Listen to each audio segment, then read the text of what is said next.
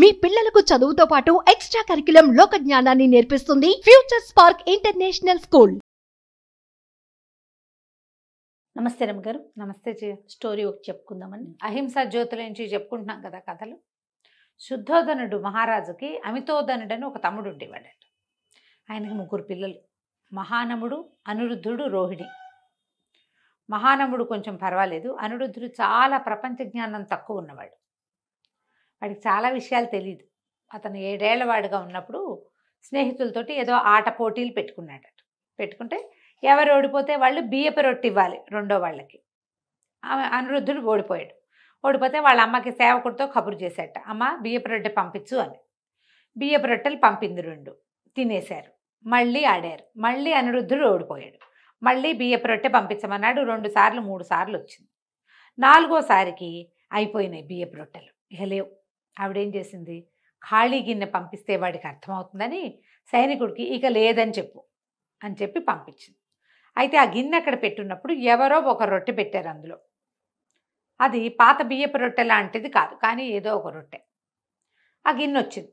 గిన్నె వస్తే గిన్నె తీసుకున్నాడు. గిన్నె తీసుకుంటే అందులో చిన్న రొట్టె ఉంది. అంతకుముందు రొట్టెలు ఇంతంతవి, చపాతీలు లాంటివి. ఇది అంతుంది, గుండ్రంగా కొంచెం ఎత్తుగా. అయితే ఇతను ఏం చేశాడు, ఆ రొట్టెని వాళ్ళకి ఇస్తే వాళ్ళు నువ్వు కూడా తిని, ఇదేదో కొత్తదంటే ఇద్దరు కలిసి తిన్నారు. ఈ సైనికుడు ఇక లేదు అని చెప్పాడు. వాడేమనుకున్నాడు, ఈ రొట్టె పేరే ఇక లేదనుకున్నాడు. వాళ్ళతో పాటు చిన్న ముక్క తిన్నాడు, ఇదేదో కొత్తగా ఉందని. అక్కడి నుంచి పరిగెత్తుకుంటూ తల్లి దగ్గరికి వచ్చి, అమ్మ ఈ ఇకలోదు రొట్టెలు ఎప్పుడు పెట్టలేదేమిటమ్మా, నాకు ఆ ఇకలేదు ఎక్కడుందో, ఈ పట్టుకురా నాకు పెట్టు మళ్ళీ అన్నాడు. వాళ్ళమ్మ నిర్ఘాంతపోయింది. నేనేం చెప్పాను, వీడికి ఏం అర్థమైంది? పళ్ళవే పంపించామనుకో, లేదని అర్థం చేసుకోవాలి. వాడి బుర్రకే కల. అలాంటి అమాయకపు ప్రాణి అనమాట అనిరుద్ధుడు. అయితే వీడికి 2-3 ఫ్రెండ్స్ ఉన్నారు, భద్రుడు, కింబిలుడు అని. ఆ భద్రుడు కింబిలుడు కూడా ఇలాగే పెరిగినట్టు కనపడుతుంది, తెలివి తక్కువగా. ఓసారి వీళ్ళకి 15 ఏళ్ల వయసు వచ్చాక భద్రుడు, కింబిలుడు, మన అనిరుద్ధుడు ముగ్గురు కూర్చొని మాట్లాడుకుంటుంటే బియ్యం ఎక్కడి నుంచి వస్తాయి. ఆ కింబిలుడు అంటట, వాడు ఏం చెప్తున్నాడు, బియ్యం కడిగేందుకు ఒక పాత్ర ఉంటుంది, అందులోంచి వస్తాయిరా అంటట. కడిగే పాత్రలోంచి వస్తాయంటాడు ఒకడు. బాగుంది. అట్లా కాదు, అన్నం వండటానికి ఒక తపేలా ఉంటుంది, తపేలాలోంచి వస్తాయి బియ్యం అంటాడు. అన్నం తపేలాలోంచి వస్తుందంటాడు. మన అనిరుద్ధుడు అంటాడు, అనిరుద్ధుడు రోజు బంగారపళ్ళెంలో అన్నం తింటాడు, అన్నం బంగారపళ్ళెంలోనే పుడుతుందంటాడు. పోనీ అంత తెలివి అనమాట వాళ్ళకి. అయితే సరిగ్గా అదే కాలంలో ఏమైందట, బుద్ధుడు శాక్య వంశాల నుంచి ఒక్కొక్క కుటుంబం నుంచి ఒక్కొక్క కుర్రవాణ్ణి నా దగ్గరికి పంపమని కబురు చేశాడు. బుద్ధిజం కోసం సన్యాసుల్ని చేయటానికి కుటుంబానికి ఒకరిని చొప్పున. ఇప్పుడు ఈ అమితోధనుడి కుటుంబంలో 3 ఉన్నారు.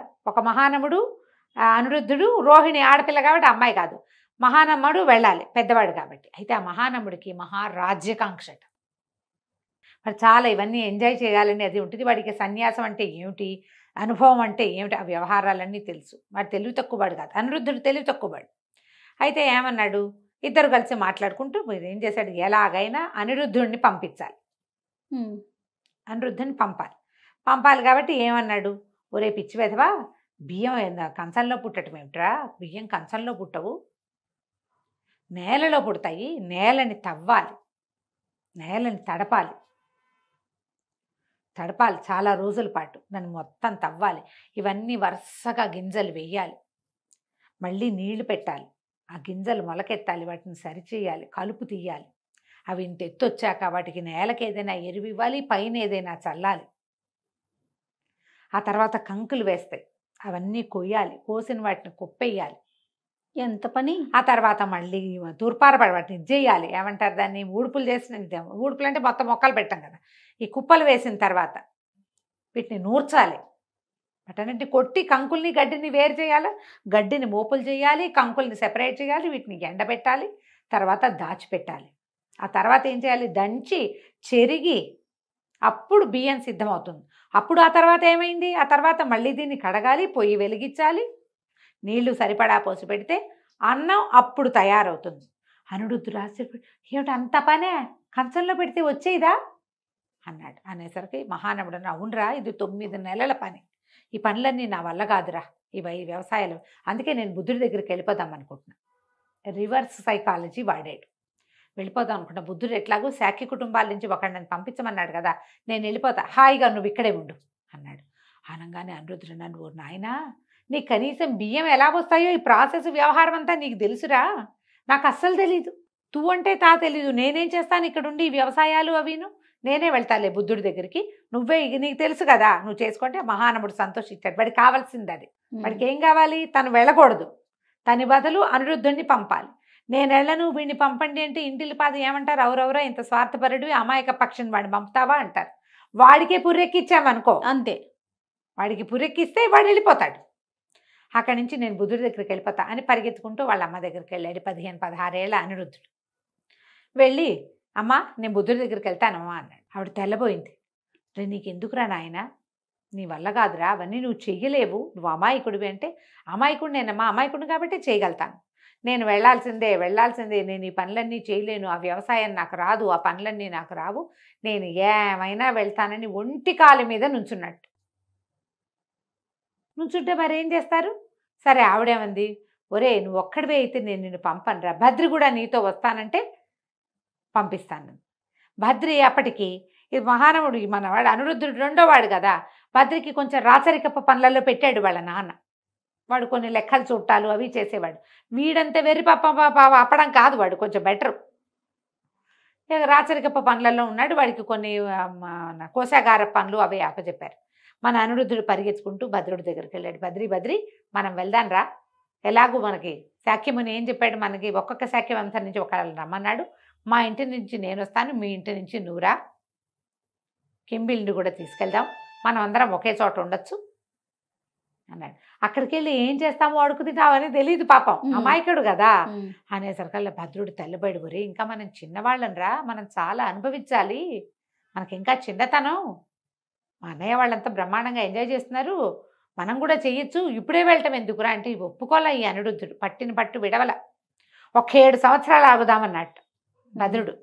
7 ఏళ్ళు ఆగుదాం, 7 సంవత్సరాల తర్వాత అప్పుడు పుచ్చుకుందాం సన్యాసం అన్న. ఒప్పుకోలే. ఇతను పిండిచ్చి మొత్తానికి గిల్లి ఎలాగోలాగా 7 రోజుల వ్యవధి మాత్రం ఇచ్చాడు. 7 డేస్ తర్వాత మనం వెళ్ళిపోవాలి వనానికి. అదేం వనంలో ఉండేవాడు అప్పుడు, కౌశాంబికి వెళ్ళటమో ఏదో చెప్పేవాడు, అక్కడికి వెళ్ళాలి. అక్కడి నుంచి వీళ్ళు ఒక సమూహం బయలుదేరారు. కుర్రవాళ్ళు కుటుంబం నుంచి ఒక్కొక్కరిని పంపమన్నాడుగా, ఒక 6-7 కుర్రాళ్ళు తయారయ్యారు. అక్కడి నుంచి వీళ్ళు కొంతమంది రాజకుమారులు 15-16 ఏళ్ల వయసున్న వాళ్ళే. ఈవిడికేమో ఒప్పుకున్నాడు తల్లి, ఒప్పుకుంది కదా, మన అనిరుద్ధుడు తల్లి ఏమో ఒప్పుకుంది. భద్రేమో తన స్నేహితుడు వెళ్తున్నాడు కాబట్టి తను కూడా వస్తానని ఒప్పుకున్నాడు. ఇట్లా మెల్లిగా 6-7 మగపిల్లలు చేరారు. ఆ కింబిలుడు వీళ్ళ స్నేహితుడు, తర్వాత యశోధర అన్న సుప్రబుద్ధుడు ఆయన పేరు, ఆయనకు కొడుకున్నాడు అతను. ఇట్లా ఒక 6-7 మంది కుర్రాళ్ళు మేము వినోదం కోసం ఎక్కడికో వెళ్తున్నామని ఇళ్లలో చెప్పి, సన్యాసం పుచ్చుకుంటామంటే పెద్దవాళ్ళు ఒప్పుకుంటారా? అదే కదా, ఒప్పుకోరు. కామ్గా వెళ్ళారు. వీళ్ళతో పాటు ఉపాలి అనే ఒక చాకలి వాడిని తీసుకెళ్లారు తమతో పాటు తోడుగా. వీళ్ళందరూ ఒక ఊరు వెళ్ళారు. ఆ ఊళ్ళో మాట్లాడుకున్నాక ఏం చేశారు, తమ నగలు నాణ్యాలు అన్నీ తీసి, ఒరే ఉపాలి నువ్వు ఈ నగ నాణ్యం అన్నీ పుచ్చుకుని పో, మేమేమో ఇక్కడి నుంచి అక్కడికి వెళ్ళిపోతాము, శాక్యవనానికి వెళ్ళిపోతాము, మేము సన్యాసం పుచ్చుకుంటామన్నారు. అనేసరికి వాడు నిర్ఘాంతపోయాడు. ఏమిటి 16-17 ఏళ్ల పిల్లలు వీళ్ళందరూ ఇట సన్యాసం పుచ్చుకుంటాము, నీ నగలు పుచ్చుకుని నేను వెళ్తే శాక్యులు నన్ను ప్రాణాలతో బతకనివ్వరు, పైగా చిన్నపిల్లలు వీళ్ళే సన్యాసం పుచ్చుకుంటుంటే నేనెందుకు సన్యాసం పుచ్చుకోకూడదు అని ఒక పూటంతా ఆలోచించుకుని, నేను వెళ్ళండి వెనక్కి, నేను కూడా మీతో పాటే సన్యాసం పుచ్చుకుంటాను, ఈ నగలన్నీ ఇక్కడే బారేద్దాం, మనకొద్దు, మనం సన్యాసం పుచ్చుకునేటప్పుడు నగలు జాగ్రత్త ఇంకెందుకు అదే కదా అనేసరికి, సరే ఉపాలిని కూడా సన్యాసం పుచ్చుకుంటానన్నాడుగా, సరేనని ఆ నగలు అక్కడ ఎవరికో ఆ ఊళ్ళో వాళ్ళు మొదట వెళ్ళారుగా, ఒక చిన్న ఊరు, ఆ చిన్న ఊళ్ళో ఉన్న వాళ్ళు ఎవరికో అప్పచెప్పేసి గ్రామాధికారికి మేము అప్పచెప్పామని చెప్పమని అక్కడి నుంచి వెళ్ళిపోయారు. జేతవనానికి వెళ్ళారు, శాక్యవనం కాదు జేతవనం. అది జేతవనానికి వెళ్తే, సరే వీళ్ళ బుద్ధుడు తమ వంశాల వాళ్ళు వీళ్ళంతా శాక్యులే కదా, వాళ్ళందరినీ పేరున అందరూ ఎవరెవరు ఏంటో కనుక్కున్నాక చాకలు కూడా సన్యాసం పుచ్చుకుంటామంటే సరే వీళ్ళందరినీ లైన్లో నుంచోబెట్టారు. కాసేపు ఏవో మాట్లాడాక ఈ శాక్య రాజకుమారులు చెప్పారు, మేము ఎంత కాదన్నా రాజకుమారులు, ఈ రాచరికపు అహం పోదు, ముందు మీరు ఉపాలికి సన్యాసం ఇవ్వండి. ఇప్పుడు వాడు ఎవరు, చాకలంటే తమ కింద పని చేసేవాడు, వీళ్ళకి పక్కలు ఎత్తటము, పక్కలు వేయటము, స్నానానికి నీళ్లు తోడటము, ఆ పనులు చేసేవాడు వాడు. ఇప్పుడు వాడు ఒకసారి అతను సన్యాసం పుచ్చుకున్నాక అతనికి మేము నమస్కరించామంటే మా అహం అదే పోతుంది. ముందు ఉపాలికి ఇస్తే తర్వాత మేము సన్యాసం పుచ్చుకుంటామంటే ముందు ఉపాలినే బౌద్ధ భిక్షువుని చేశారు. అతనికి తలొంచి నమస్కారం చేసేసరికల్లా రాచరికపు ధోరణి వీళ్ళల్లో తగ్గిపోయింది. ఈ 6 రాకుమారులు సన్యసించారు. వీళ్ళల్లో ఆనందుడు అనేవాడు ఒకడు. ఆనందుడు తర్వాత బుద్ధుడితోటే ఉన్నాడు. ఎవరైనా ఒకరు తనకి ప్రత్యేకంగా సేవకి కావాలని ఆయన అనుకున్నాడట, తన వెనకాల ఉండటానికి, తనకు సహాయంగా ఉండటానికి. అయితే ఆనందుడేవో కొన్ని ఇవి పెట్టి, ఏమిటి కొన్ని రూల్స్, మీరు విడిచిన బట్టలు నేను కట్టను, మీరు విడిచింది నేను తిన్ను, నేను తెచ్చిన భిక్షే మీరు తినాలి అని ఇలా కొన్ని రూల్స్ పెట్టి, ఈ రూల్ ప్రకారం ఉంటానంటేనే నేను బుద్ధుడి వెనకాల ఉంటానని ఒప్పుకున్నాడు. కానీ ఎప్పుడూ ఆనందుడు బుద్ధుడిని వదిలిపెట్టలేదు. చివరి దాకా అన్ని బౌద్ధ జాతక కథల్లోనూ బుద్ధుడితోటి ఆనందుల వారు ఉన్నాడు అని చెప్తారు. ఆనందుడు ఉన్నాడు. అన్ని రూల్స్ పెట్టి అదేదో ఉద్యోగంలాగా స్వీకరించిన ఆనందుడు తర్వాత పరమ భక్తి శ్రద్ధలతోటి బుద్ధుడిని సేవించాడు. చివరిదాకా ప్రతి జాతక కథలోనూ బుద్ధుడి వెనకాల ఆనందుడి క్యారెక్టర్ మనకి కనపడుతూ ఉంటుంది అన్నమాట. ఈ కుర్రాళ్ళు అనిరుద్ధుడు వాళ్ళంతా కూడా సన్యాసులైపోయారు. అహింసా జ్యోతి ఎంత ఇంట్రెస్టింగ్గా ఉన్నాయి చూడు. మంచి మంచి కథలు ఉన్నాయి జయ. ఇవి చాలా పెద్ద పెద్ద గాథలు కాదు. విశాఖ కథే చాలా పెద్దది అన్నిటికంటే. కానీ మనం అది చెప్పుకున్నాం. అవునవును, చెప్పేసుకున్నాం కదా. అది కూడా మళ్ళీ ఇంకొకసారి చెప్దాం. అంటే ఇందులో ఉన్న వివరం వేరు, ఆ వివరం బేసిక్ కథ విశాఖ కథ అదే, వివరం బాగుంటుంది. తప్పకుండా మళ్ళీ చెప్తాం ఇంకొకసారి. నమస్తే. నమస్తే జయ. సుమన్ టీవీలో మీ పర్సనల్ అండ్ బిజినెస్ ప్రమోషన్స్ కోసం కింది నెంబర్కి కాంటాక్ట్ చేయండి.